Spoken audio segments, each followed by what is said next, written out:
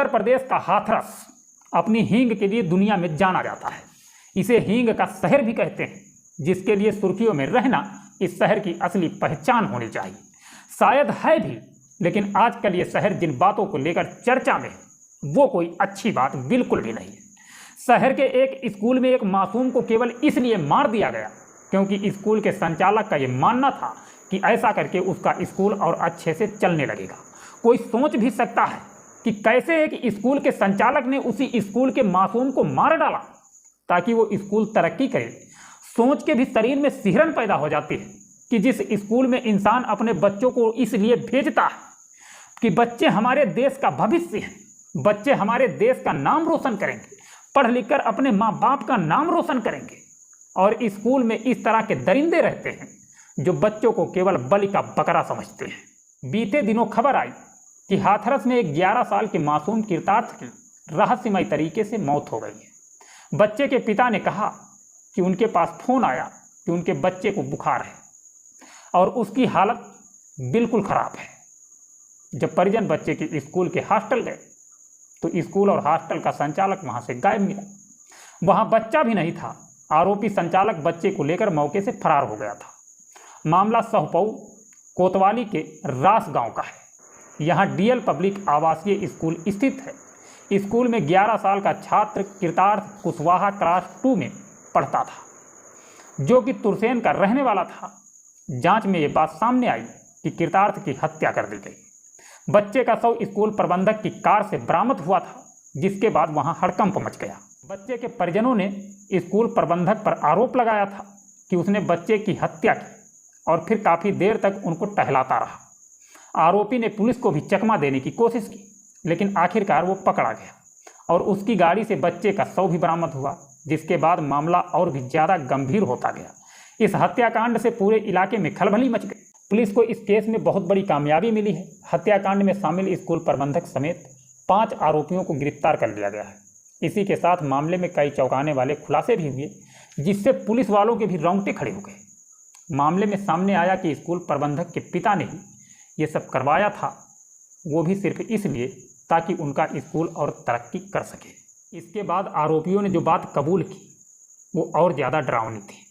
आरोपियों ने बताया कि उनकी तो एक और छात्र की बलि देने की योजना थी, लेकिन उसमें वो लोग फेल हो गए। उस बच्चे की किस्मत अच्छी थी कि उसकी जान बच गई, यानी एक और बच्चा इन हैवानों के हत्थे चढ़ सकता था, लेकिन वो बच गया, मगर कृतार्थ बेचारा नहीं बचा।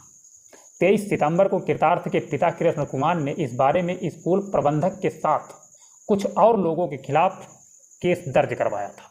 पुलिस अधिकारी ने फिर उनकी गिरफ्तारी के निर्देश दिए थे।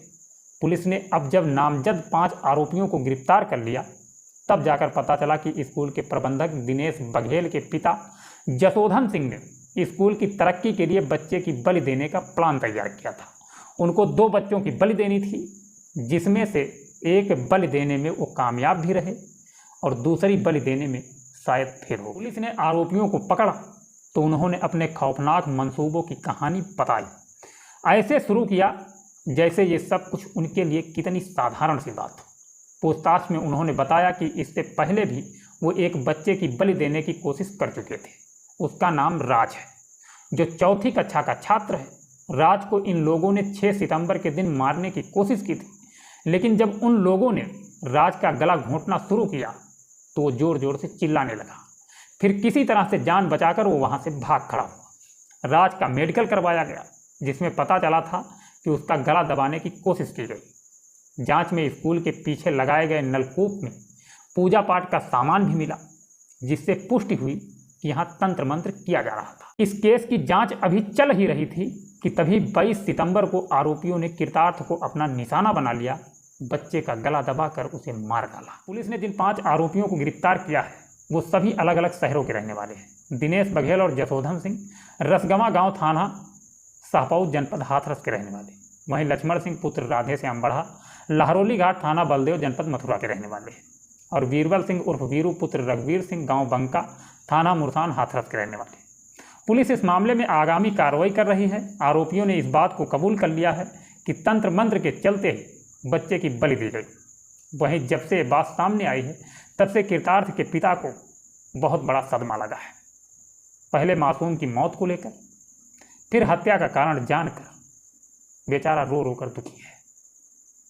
बच्चे के माता पिता का रो रो कर बुरा हाल है।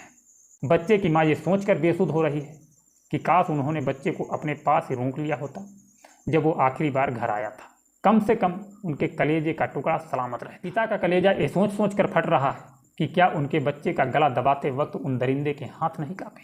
बच्चे के पिता कृष्ण ने रोते हुए इस मामले में कहा, हम अपने बच्चों को स्कूल ये सोच कर भेजते हैं कि वहाँ पर वो सुरक्षित रहेंगे, अच्छे से पढ़ाई करेंगे, अपना भविष्य बनाएंगे, लेकिन शिक्षा का वही मंदिर तंत्र मंत्र और काले जादू की वजह से यमलोक बन जाए तो ये बड़ी ही चिंता की बात है। मेरे बेटे कृतार्थ का गुनाह सिर्फ इतना ही था कि वो एक ऐसे स्कूल में पढ़ रहा था जिसे चलाने वाले इंसानों की सोच किसी जानवर से कम नहीं थी। इंसानी भाषा में जो काम और जिस लालच से इन लोगों ने एक काम किए, वजह सामने आने के बाद शायद लोगों को जानवर तक भी कहना जानवरों का अपमान है। इन दरिंदों ने स्कूल और शिक्षा की प्रणाली का ऐसा माखौल उड़ाया है कि आज हर एक माता पिता अपने मासूम को स्कूल भेजने में खौफ खाएगा। खैर, मिलेंगे नेक्स्ट वीडियो में। जय हिंद, जय भारत।